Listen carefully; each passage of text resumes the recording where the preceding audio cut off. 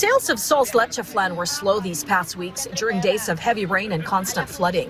Perwisyo yun kasi lalo na dito sa lugar namin, binabaha kami. So mahirapan yung mga customer na pumupunta dito. Yung mga nagpapa-deliver, nag-order online, nahihirapan din silang magpa-pick up dito.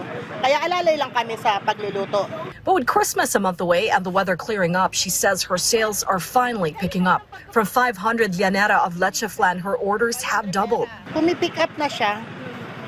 At lalo na, itong magpapasko, talagang libo-libo na talaga ang ang gawaan. Wala nang tulugan. From July to September, the country's total income dropped to 4%. The peso also plunged to one of its lowest levels against the dollar this Wednesday, hitting 59 pesos and 17 centavos. President Ferdinand R. Marcos Jr. says the economy slowed down because many Filipinos lost their jobs or couldn't report for work due to recent typhoons. Adding to the pressure, new U.S. tariffs. You have to also remember the situation, the global situation. We are not the only ones suffering the shocks that come from the new trade structure that has been imposed on the rest of the world. And so we are all adjusting to that. Kaya yung mga growth rate na lahat ng grupo all around the world is falling. From 17% taxes on Philippine products entering the U.S. rose to 19%. The result? Filipino goods become more expensive and demand drops. And once Philippine exports slow, fewer dollars enter the country, weakening the peso further. But President Marcos remains confident that the economy will recover by year-end. Marami tayong measures na ginawa because the public spending now will be increased, and to make sure that by the end of the year that the levels of public spending are according to our original plan. So, mababawi natin yung nawala sa third quarter.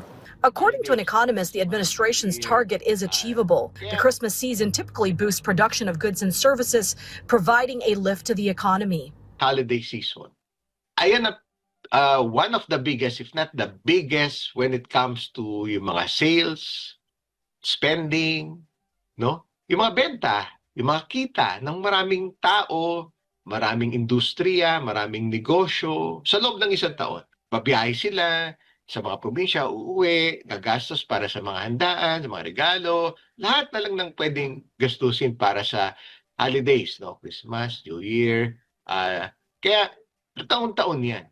Sasalubungin niya na remittances. Kaya kaya medyo suportado din yung suportado rin yung peso dahil doon. He says rehabilitation in typhoon-hit areas will also boost economic activity. Yolanda, ang laki-laki ng damage, no?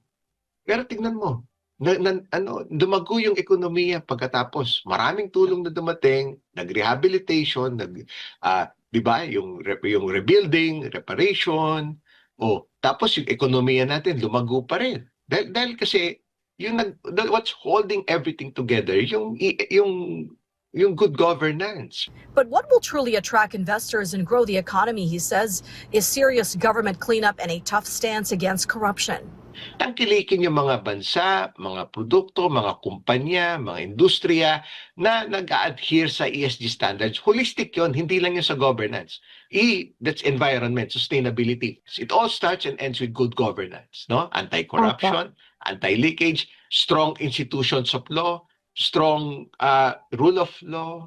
Recently, President Marcos directed government agencies to make full use of the country's remaining funds and channel them into priority investments such as education, healthcare, agriculture, and digitalization.